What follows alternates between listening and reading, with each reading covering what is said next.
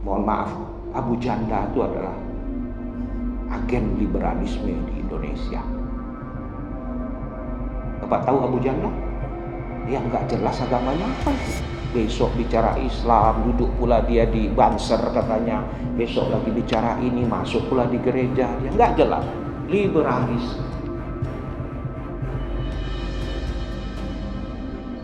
Orang-orang liberal. Salah satu liberal itu memperbolehkan segala hal.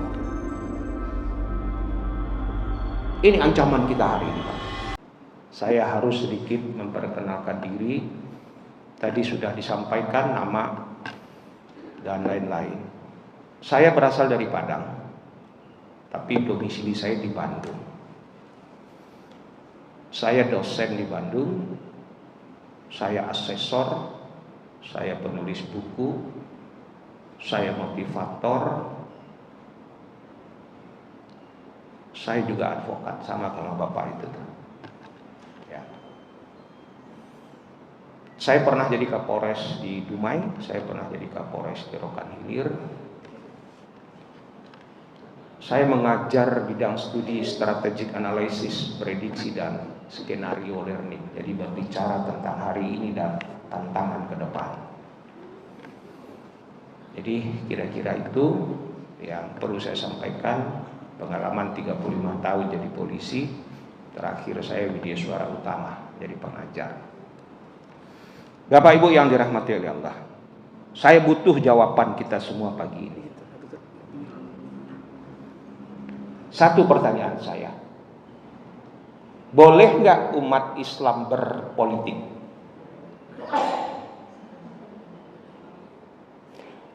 Boleh nggak umat Islam berpolitik? Sepakat kita ya. Ya kalau bicara nggak boleh, saya nggak kajian ini saya sampaikan. Terjawab. Boleh nggak umat Islam menyampaikan tentang pandangan politik Islam di masjid, di rumahnya Allah? Sepakat kita, boleh. Kenapa boleh? Karena Rasulullah saja ketika pertama kali hijrah dari Makkah ke Yasrib, yang hari ini kita sebut dengan Madinah, yang pertama kali beliau dirikan bukan istana yang megah. Pertama kali beliau dirikan adalah masjid rumahnya Allah. Dari masjidlah Rasulullah memimpin pemerintahan ketika itu. Di masjidlah Rasulullah menyampaikan tentang ekonomi, tentang sosial, tentang kemasyarakatan, dan bahkan tentang strategi berperang pun beliau menyampaikan itu di rumahnya Allah. Jadi kalau ada orang mengatakan, ini banyak orang Padang atau enggak? Ini nanti saya sambung-sambung bahasa Padang ya. Banyak enggak? Banyak. Jangan bicara politik di Mas Haji, enggak boleh. Ini untuk kemaslahatan umat. Ya, jadi kita sepakat boleh. Oke. Terima kasih, Pak. Saya ingin menyampaikan topik tadi disampaikan Islam dan tantangan akhir zaman. Mari kita lihat, betulkah hari ini kita berada di ujung akhir zaman?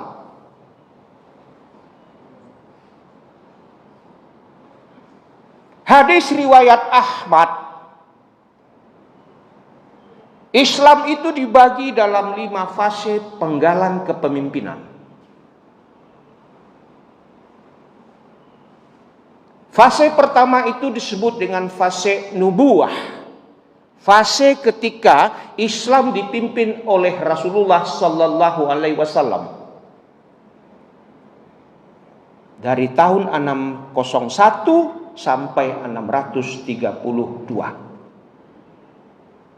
Lebih kurang 30 atau 31 tahun Rasulullah memimpin Islam, dan fase itu telah selesai. Dilanjutkan fase kedua Islam yang disebut dengan fase khilafah ala minhaj nubuwah. Fase ketika Islam dilanjutkan kepemimpinannya oleh Khulafaur Rasyidin. Umar, Ali bin Abi Thalib, Utsman bin Affan, dan seterusnya. 632 sampai 661 Masehi. Dan fase itu telah selesai. Fase ketiga Islam itu disebut dengan fase Mulkan ad-Don. Fase Mulkan ad-Don itu fase ketika Islam dipimpin oleh dinasti Islam. Ada dinasti Umayyah, dinasti Abbasiyah, dinasti Utsmaniyah. Berapa tahun dia? 661 sampai 1924.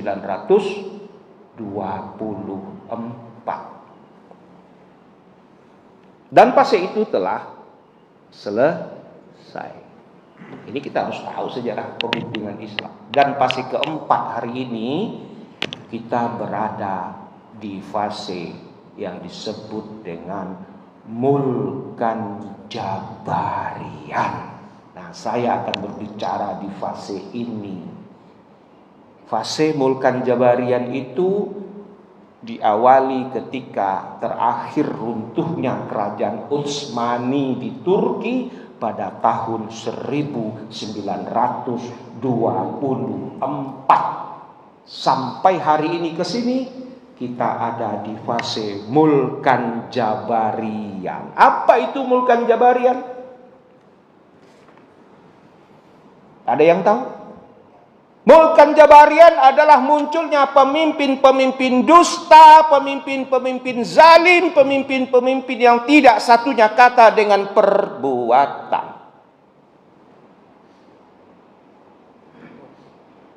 Kita merasakan hari ini. Hari ini kita dipertontonkan orang-orang yang mengurus urusan umat pakai baju oren. Tahu baju oren? Hah? Kita dipertontonkan.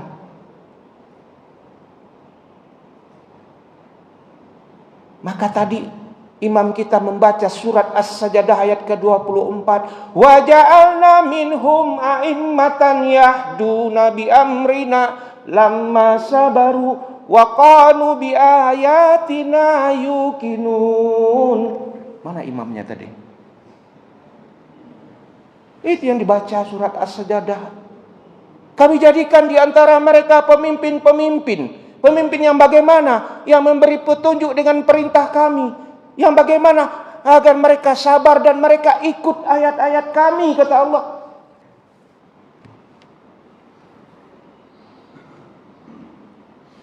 Bapak buka nanti As-Sajdah ayat ke-24.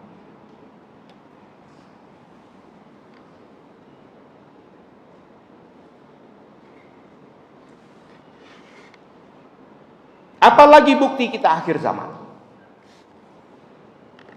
Mari kita lihat hadis yang diriwayatkan oleh Al-Hakim. Apa kata beliau?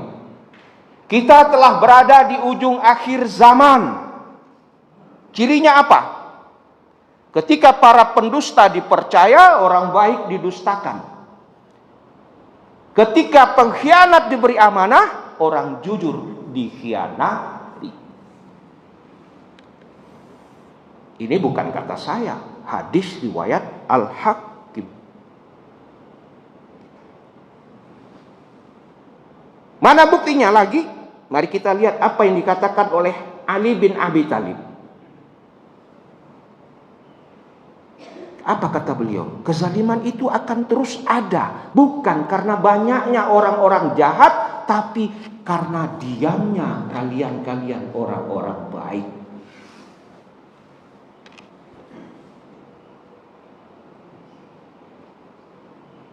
Karena kita diam, kita biarkan.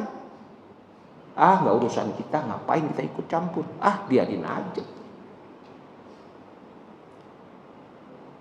Apalagi buktinya? Bapak Ibu tahu Erdogan, presiden Turki. Beliau mengatakan, kalian harus paham dengan politik. Karena kalau kalian tidak ikut dalam menentukan politik, kalian dipimpin oleh para penjahat dan para pendusta itu. Erdogan yang mengatakan.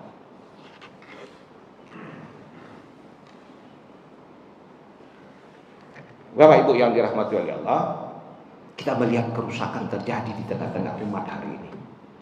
Betul apa tidak? Salah satu ciri akhir zaman itu adalah munculnya kembali kaum Nabi Lut. Tahu kaum Nabi Lut? BT. Itu sudah diprediksi 1400 tahun yang lalu oleh Rasulullah. Apa itu? Laki-laki sama laki-laki, perempuan sama perempuan. Dan merubah bentuk tubuh atau gender. Ada nggak di Pekanbaru? Di kampung saya banyak tuh, di Padang. Tangkap lagi di WC masjid seorang guru dengan muridnya. Di Pariaman, karyawan dengan temannya. Di Bukit Tinggi juga. Mohon maaf kalau ada orang Padang, orang Bukit Tinggi. Dan itu tertinggi di Padang. Ini adalah konspirasi global. Karena di beberapa negara pernikahan sejenis telah dilegalkan. Di Thailand boleh nikah sejenis. Di beberapa negara Eropa sudah boleh. Coba bayangkan kalau legislasi nasional meloloskan bahwa pernikahan sejenis itu disahkan, mau dibawa kemana bangsa kita ini? Dan Indonesia menjadi target dari kelompok-kelompok liberal yang ingin menjadikan pernikahan sejenis itu diperbolehkan. Ini sampai jam berapa ya Pak? 6.20.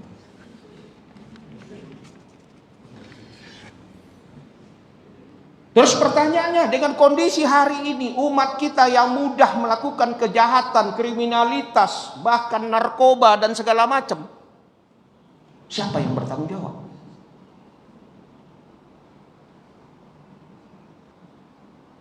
Dan siapa yang punya andil? Kan ini pertanyaannya. Maka Imam Al-Ghazali dalam kitabnya Ihya Ulumuddin mengatakan, ma fasadatil ra'iyah ila bi fasadatil umaro. Rusaknya rakyat hari ini adalah kesalahan dari umaro. Siapa itu umaro? Pemimpin. Siapa itu pemimpin? Termasuk kita juga pemimpin rumah tangga. Ya, presiden pemimpin, gubernur pemimpin, bupati pemimpin, wali kota pemimpin, semua pemimpin. Yang ngurusi urusan umat itu disebut dengan pemimpin. Ma fasadatir ra'iyah ila bi fasadatil umaro. Tapi ingat, wa ma fasadatil umaro illa bi fasadatil ulama. Rusaknya umaro itu punya andil juga para ulama. Mohon maaf, ulama kita hari ini hanya tukang cap dan stempel.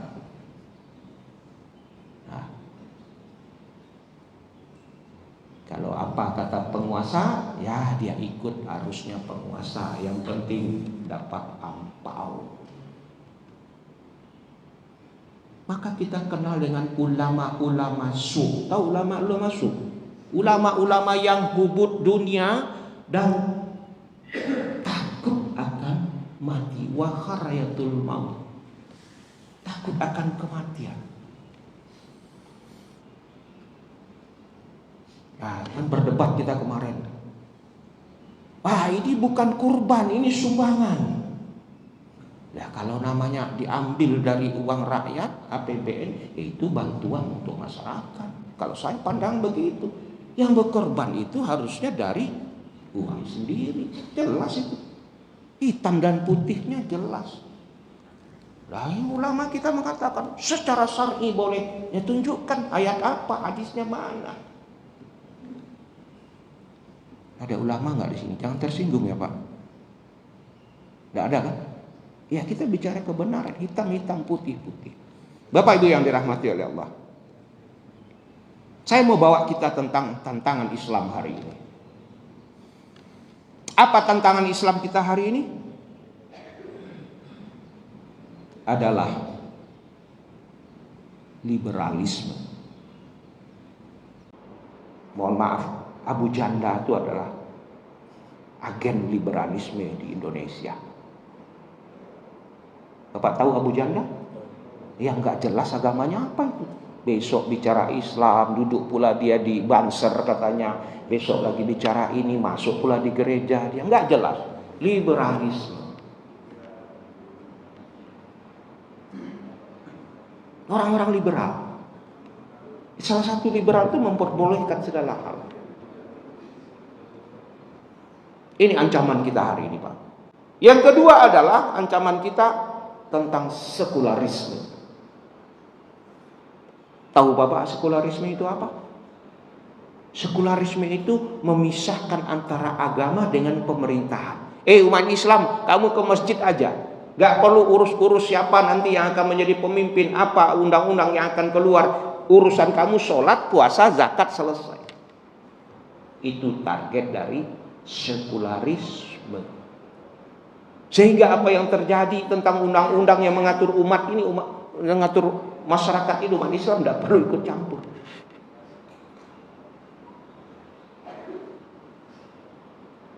Jadi disuruh diam.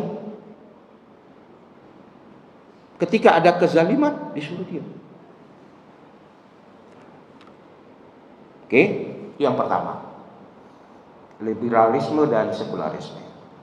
Saya tunjukkan yang kedua. Saya punya buku. Dan saya beli buku itu dan saya baca buku itu. Mungkin bapak-bapak ada yang punya. Kalau belum nanti boleh buka di Google. Judulnya adalah Novus Ordo Seclorum. Ada yang pernah baca buku ini atau pernah ngelihat saja covernya? Sudah ada yang belum? Belum. Baik. Novus Ordo Seclorum kalau kita terjemahkan, ya, itu buku ini yang mengajarkan tentang the New World Order, tatanan dunia baru. Nanti kita buktikan betul nggak pernah terjadi ini sedang menuju ke sana. Novus Ordo Seclorum ini didirikan oleh sebuah kelompok, mungkin ini pernah dengar, yang disebut dengan Illuminati. Tahu Illuminati? Tak tahu? Tahu. Logonya di sini nih, matanya satu, lambangnya. Apa ini matanya satu? Dajjal.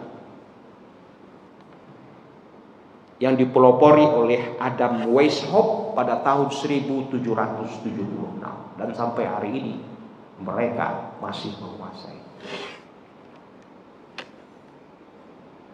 Apa visi dari the New World Order? Visi mereka adalah total kontrol, akan mengontrol semua peri kehidupan umat manusia.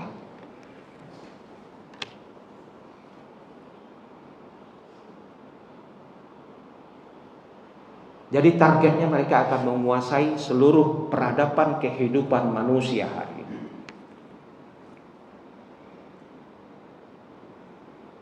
Apa bukti total kontrol, Pak? Pernah ngalami? Bapak pernah diatur gak sholat berjarak-jarak? Nggak boleh ke situ, nggak boleh ke sana. Itu adalah total kontrol. Satu perintah.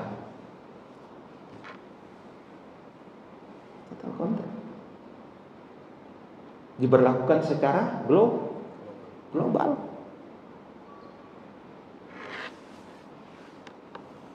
Itu yang disebut dengan misi mereka, one world system for all. Satu dunia, satu sistem untuk semua.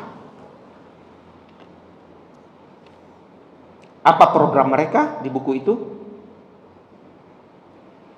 One world economy, one world bank, one world army, dan terakhir targetnya one world religion. Satu ekonomi nanti di dunia ini, satu perbankan, satu kekuatan tentara, dan satu agama.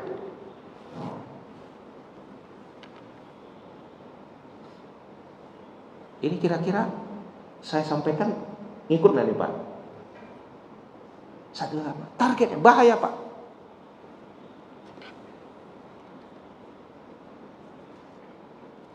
Dan Indonesia adalah bagian yang sedang menjadi target untuk mereka jalankan misi-misinya mereka. Bapak Ibu yang dirahmati oleh Allah, kembali kita ke yang tadi. Hari ini kita tidak kekurangan pemimpin di republik ini. Yang kurang hari ini di kita adalah akhlak dan moralitas kepemimpinan. Apa? Akhlak dan moralitas kepemimpinan. Kita harus bedakan antara pemimpin dengan kepemimpinan. Kalau pemimpin itu orangnya, kalau kepemimpinan adalah gayanya, seninya. Nah, ini harus kita bedakan.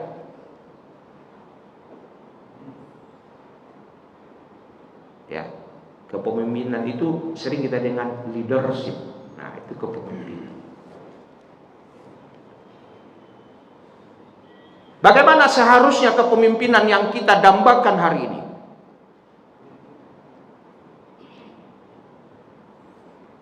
Ada nggak di Al-Quran? Nggak ada. At-Taubah 128 mengatakan, laqad ja'akum rasulun min anfusikum. Kami utus di antara kalian pemimpin, rasulmu dari kaummu sendiri.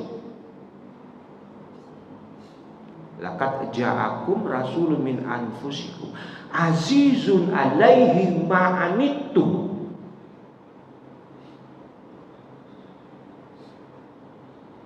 bil mu'minin raufur rahim. Jadi ciri kepemimpinan Rasulullah itu tadi disampaikan di At-Taubah 128. Azizun 'alaihi ma anittum.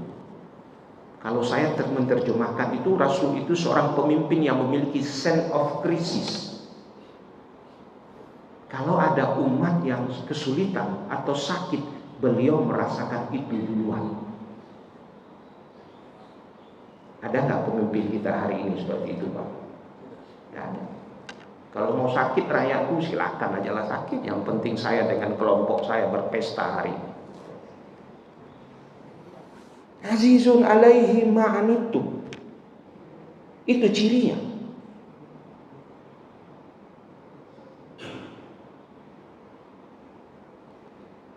Bil mu'minin.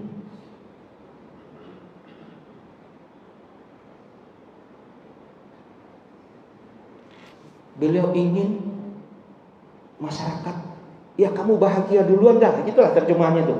Kamu bahagia duluan, nanti aku belakangan dah. Kira-kira pemimpinnya seperti itu. Dah masyarakat, kamu happy dulu, setelah kamu happy baru saya. Nah gitulah kira-kira kalau kita terjemahkan bebas. Saya pikir nggak ada pemimpin kita hari ini seperti itu. Raufur Rahim. Apa itu? Beliau tidak pernah membedakan orang-orang yang dipimpinnya. Mau kelompok apa, golongan apa, suku apa, warna kulit apa. Semua equally bertual di depan Rasulullah. Nah kalau di kita, nah kalau bukan suku saya, ya nanti dululah kamu jabat itu. Betul nggak? Kalau bukan orang saya, ya nanti dululah. Kalau bukan partai saya, ya nanti dululah kamu. Mohon maaf kalau ada orang partai di sini. Saya bukan orang politik.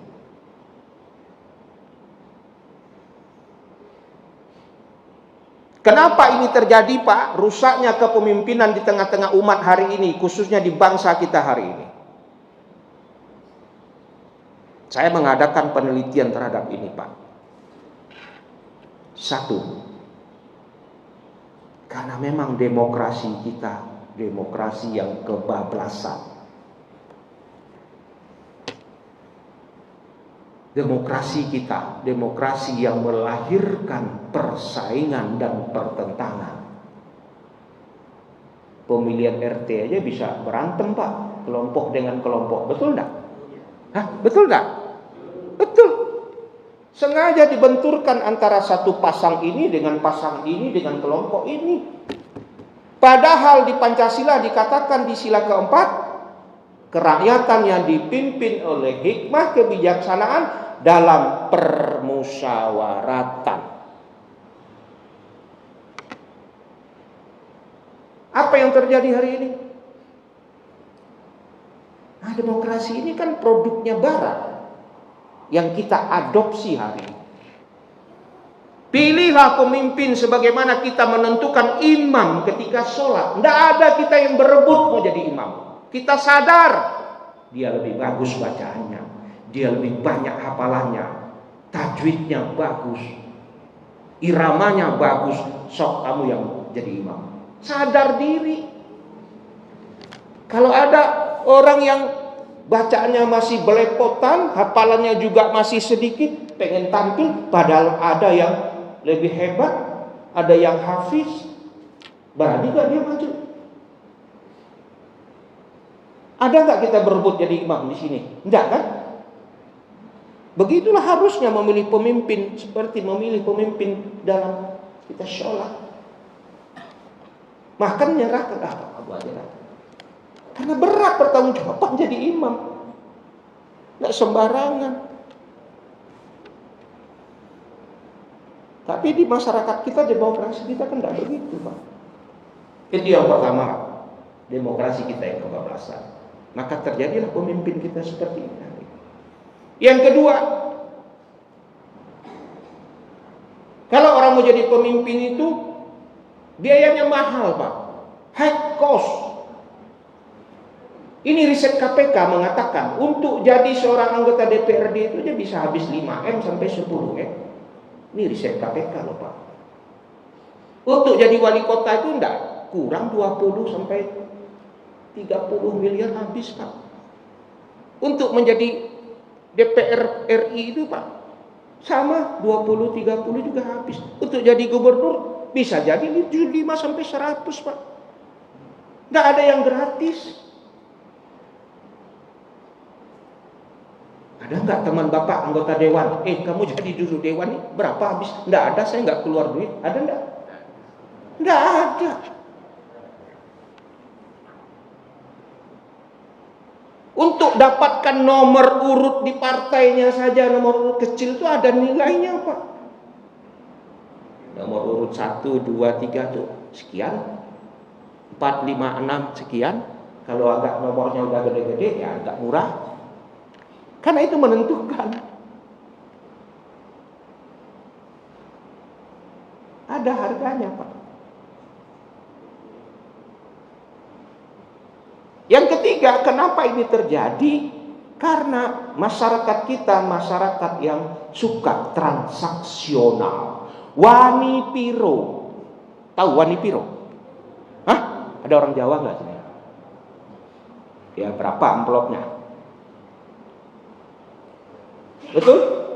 Betul. Teman saya, Pak, di Padang, tinggal di komplek asrama. Bapaknya purnawirawan, tinggal di komplek asrama di Padang, asrama tentara. Nyaleklah DPRD. Oke? Ya dia udah dikenal lah, karena bapaknya pensiun di situ kan, berarti orang dalam pasti kenal sama dia. Apa yang terjadi Pak? Kalah dengan orang yang datang dari kampung sebelah, yang masuk juga ke asrama itu, dia cuma dapat suara 4. Padahal kakak di situ hampir 300. Selidik punya selidik, kawan saya ini amplopnya cuma 50, orang yang datang itu amplopnya 300. Selesai. Kalah dengan serangan fajar dari caleg yang nyebrang masuk ke komplek itu. Ini fakta Pak. Bakabe kepala kawan saya itu Pak. Hah? Bingung dia.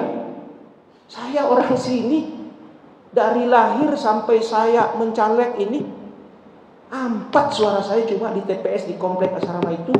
Yang menang si itu. Kenapa bisa? Ya saya cuma 50 mampunya. Yang lain 300 disebar. Serangan fajar habis saya berubah semua. Ini maaf kalau ada orang parpol di sini.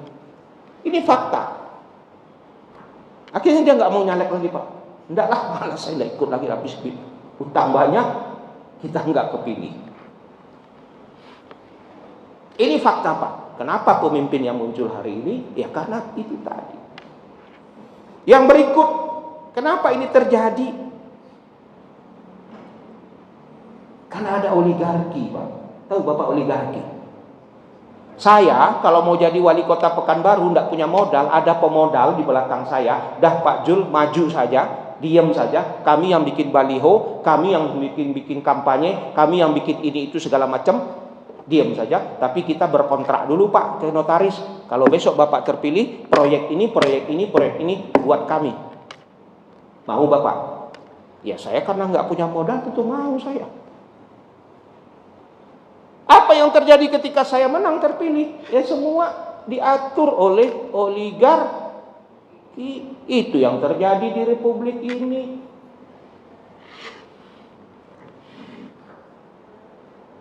Tergantung dalang. Wayang itu kan tergantung dalang. Wayang mau ke mana yang mau dikeluarkan, ya tergantung dalang. Itu yang terjadi. Dan yang terakhir, kenapa kepemimpinan itu rusak? Hukum tidak membuat efek jera kepada mereka-mereka yang melakukan korupsi itu Pak. Bahkan pakai baju oranye pun masih bisa senyum-senyum, dia ketawa-ketawa. Lihat di TV, betul tak? Keluar dari sel tahanan pun dia masih aman-aman saja. Jadi akan terjadi terus. Nih kemarin kan imigrasi ya, wakil menteri. Ya betul kan? Kaya raya, jabatannya udah hebat-hebat, masih juga korup. BGN. Yang anggarannya triliunan, lebih paling besar di republik ini anggarannya Pak.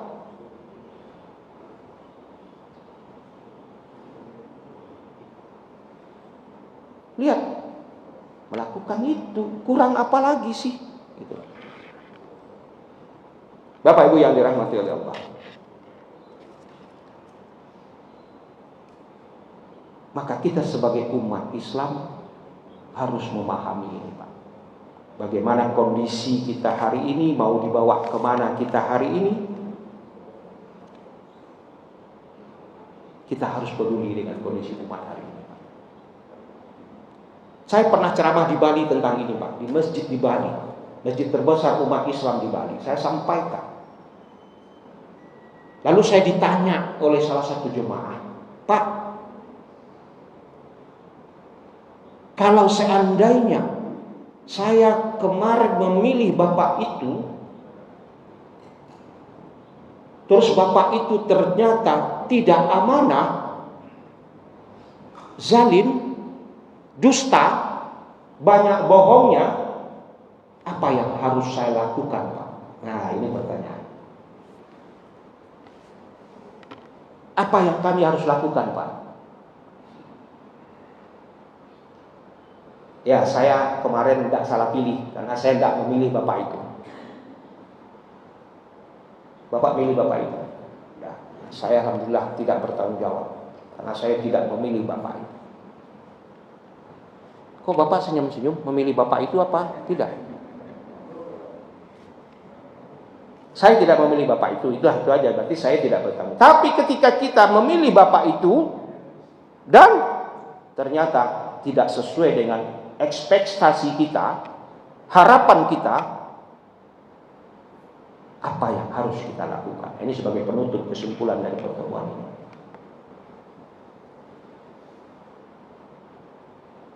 Maka hadis riwayat At-Tirmizi, ya, Rasulullah pernah bersabda, hal sami'tum annahu sayakunu ba'da umara.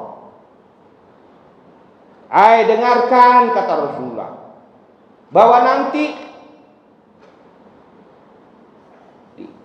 di akhir zaman akan ada pemimpin. Ya, sudah di-warning oleh Rasulullah ini. Hal sami'tum annahu sayakunu ba'da umara. Faman dakala alaihim, barang siapa yang ikut dengan mereka, fasaddaqahum bikadzibihim, membenarkan kedustaan mereka, wa annahum ala zulmihim, mendukung kezaliman mereka. 3 ya.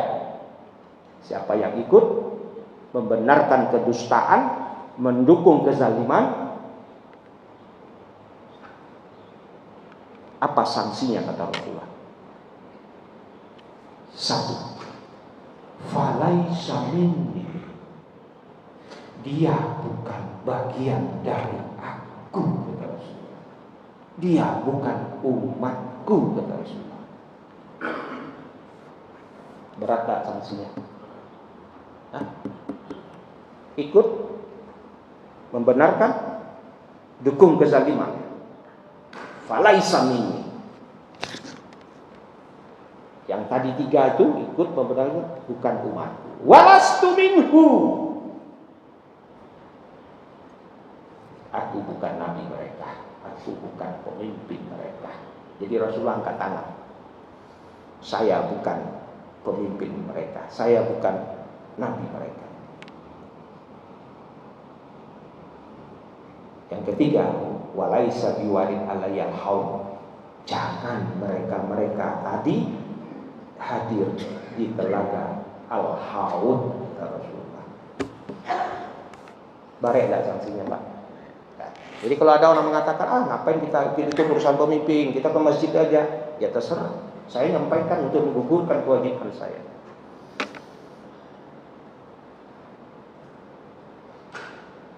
Mungkin itu Pak yang dapat saya sampaikan.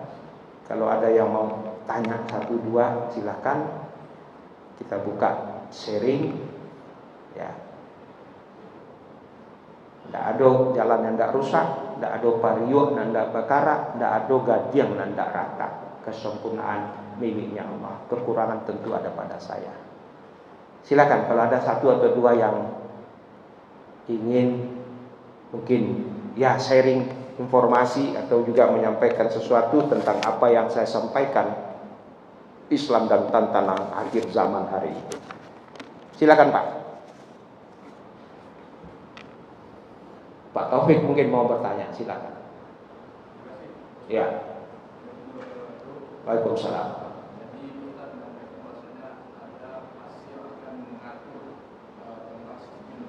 Iya.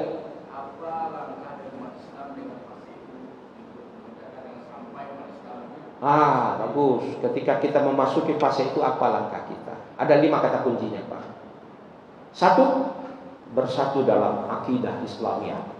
2, berjamaah dalam ibadah. 3, bertoleransi dalam khilafiyah. Ini yang berat, Pak. Bertoleransi dalam khilaf. Jangan lagi kita ribut, kunut dia, kita tidak kunut, tidak susah sholat di situ. Di situ sholat tarawihnya 11, saya kan 23, tidak perlu direbutkan lagi.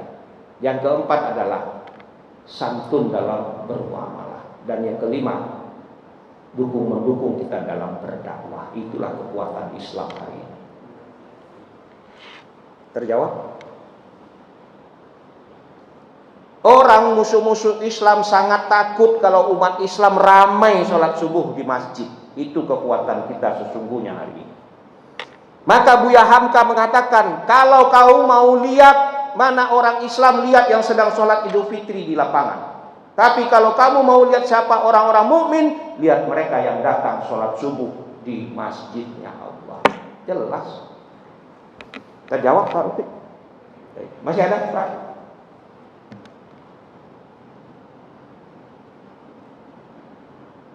Tidak ada. Kalau tidak ada saya tutup. Mari kita bersatu seluruh umat Islam, umat muslim satu, dan mudah-mudahan kita besok berkumpul di surga Allah. Innal ladzina amanu wa amilus shalihat kanat lahum jannatul firdaus. Orang beriman, beramal soleh dijanjikan jannatul firdaus oleh Allah. Khalidina fiha la yabghuna anha hiwala. Kita kekal di situ semua apa? Kita tidak ingin keluar dari jannatul firdaus. Maka berbekallah kita dengan bekal yang cukup. Jangan pulang dengan kapal kosong. Karena pepatah Minang mengatakan, idia barago mudia basanggan dikecek galih balabo pokok nan tamakan. Kul hal nunadi hukum bil asarina amalan allazina dalla sa'yuhum fil hayati dunya wa hum yahsabuna annahum yuhsinuna. Terima kasih. Assalamualaikum warahmatullahi wabarakatuh.